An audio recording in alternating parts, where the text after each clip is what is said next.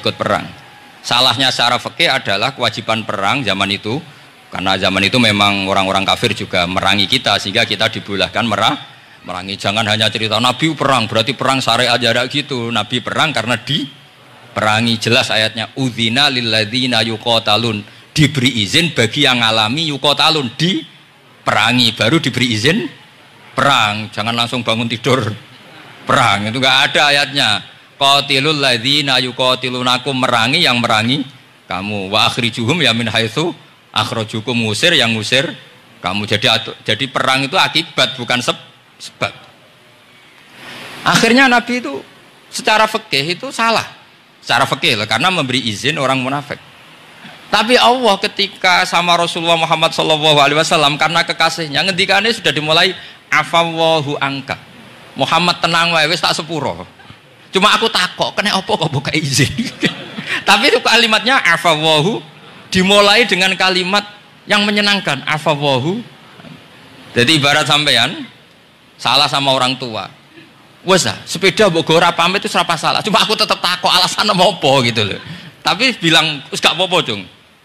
Sepeda motor mbok gowo, mbok dol iku ora apa-apa. Cuma aku takok kena apa. Tapi mukadimahe ora apa-apa sih.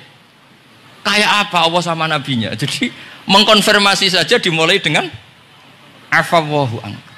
Lima adzin talahum. Wong karwan wong munafik gak ndek ngamal malah mbok ora perang. Ya malah ora tau khidmah agama. Jadi makanya terus orang-orang soleh kalau berdoa apa? Waj'al sayyiati man ahbabta. Ya Allah, jadikan kesalahan saya adalah kesalahan orang yang kau cintai. Nah, yang paling dicintai Allah tentu umat Rasulullah sallallahu alaihi wasallam. Sama yang tak beri ijazah. Kali ini tak ijazahkan nggak apa-apa, karena ini hadis sahih musalsal. Umatnya Nabi kok gak enak bi. Kontrak ebek pangeran sebelum salah itu sudah ada kontrak. Makanya Nabi itu ngendikannya bangga sekali. U'titu khamsan lam yu'tahunna nabiyyun qabli atau ahadun min qabli. Saya diberi 5 hal hadiah sama Allah yang umat sebelumku, Nabi sebelumku tidak diberi hadiah itu. Di antara hadiah itu terbesar adalah wa'u'titu khawatima suratil Baqarah. Saya diberi hadiah akhir dari surat Baqarah. Kok ada hadiah gimana?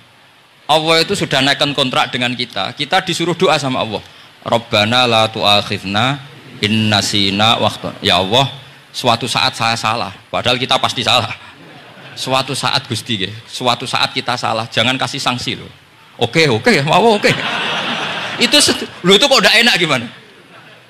Sebelum kita salah, naikkan kontrak sama Allah. Rabbana la tu'akhidna in nasina aw akhtana. Ya Allah, jangan jatuhkan sanksi kepada kita jika suatu saat saya lupa atau salah. Qala na'am. Allah jawab, nah.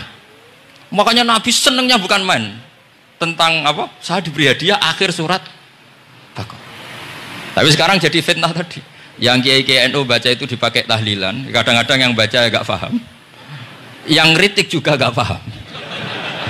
Jadi ya sudah, innalillahi wa inna ilaihi raji'un. Sebetulnya itu diabadikan di tahlil itu karena itu surat yang luar. Tapi sebagian yang baca agak paham, sehingga ya dingin saja wong enggak paham. Tapi kalau kita yang paham itu luar biasa. Wong belum salah, sudah ada perjanjian la tu'akhidna in nasina aw akhtana. Sama Allah dijawab, nah, yo umatem nak salah orang langsung tak siksa. Aman. Maksudnya dintain tobat aja terus salah terus. Kayak apa? Makanya beda. Nabi itu begitu bangganya dengan surat akhir surat apa? Baqarah. Terus tafsir kedua, umat ini adalah umat yang sifat Allah itu selalu aktif dan dua-duanya aktif. Ini perlu saya sampaikan berkali-kali, dua-duanya aktif. Sehingga orang soleh itu nggak boleh mengadili orang dolim. Itu umatnya Rasulullah SAW. Begini logikanya ya.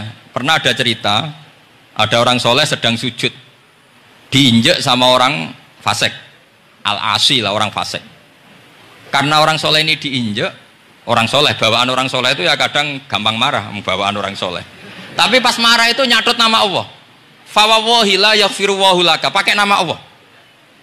Andai kan dia bilang asemane kue itu malah gak apa-apa gitu. Karena misoh-misoh sendiri itu kan urusan dia, tapi pakai namanya Allah. Fawawahi la yaghfirullahu laka. Allah tidak akan ngampuni kamu. Itu Allah langsung memberi wahyu ila nabi hada zaman, ke nabinya zaman ini. Allah ngendikan gini, ini yang cerita Rasulullah. Man dzalladzi yata'alla alayya alla aghfira li fulan faqad ghafartu lahu wa ahbattu amalak. Orang itu tak ampuni, yang sujud amalnya tak hilangkan. Kenapa? Allah tersinggung. Wong saya ini bisa aghfir, bisa ngampuni. Kenapa kamu nyifati saya hanya u'adzib? Jadi kira-kira Allah tuh tersinggung. Wong sifatku iku yo yaghfir wa yu'adzib, kok ganti yu'adzib tok iku piye?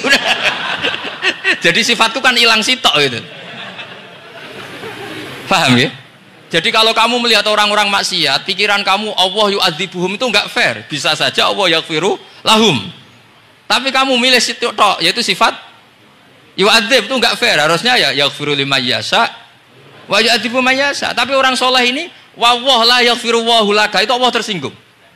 Kenapa tersinggung? Karena Allah hanya disifati yu'adzib, bukan disifati yaghfir. Padahal Allah bisa yu'adzib, bisa yaghfir. Sehingga Wahsy ketika seperti itu, dia qatilu ahabbin nas ila Rasulullah, yaitu Wahsy adalah qatilu Hamzah. Ketika Nabi da'a alaihi, tidak usah diterjemah, itu sama Allah malah Wahsy dikasih tobat. Bahkan turun ayat laisa laka minal amri syai'un aw yatuba alaihim aw. Jadi kita melihat ahlul maksiat, oke, kita tidak cocok dengan mereka, tapi tidak cocok tetap berharap mereka tobat. Kita tarbiyah, karena kita tidak boleh nyifati Allah yu'adzibuhum qatan. Kowe ora melok dadi pangeran kok muni qatan. Isa wae Allah yaghfiru lahu. Itu pelajaran bagi kita. Jadi ternyata si soleh tadi ditegur sama Allah, kamu tidak bisa seperti itu. Mang dzalladzi yata'alla alayya, ta'ala itu corong Jawa sumpah serapah. Kok iso aku mbok sifati u'adzib tok, wong aku iso aghfir. Makanya di Quran itu ada wa yu'adzibal munafiqina. Ayatnya apa? Insya'a au yatuba. Nah, ini dalil-dalil napa? Kalau jenengan mendukung Islam napa? Wasatiyah. Jadi an ilmin.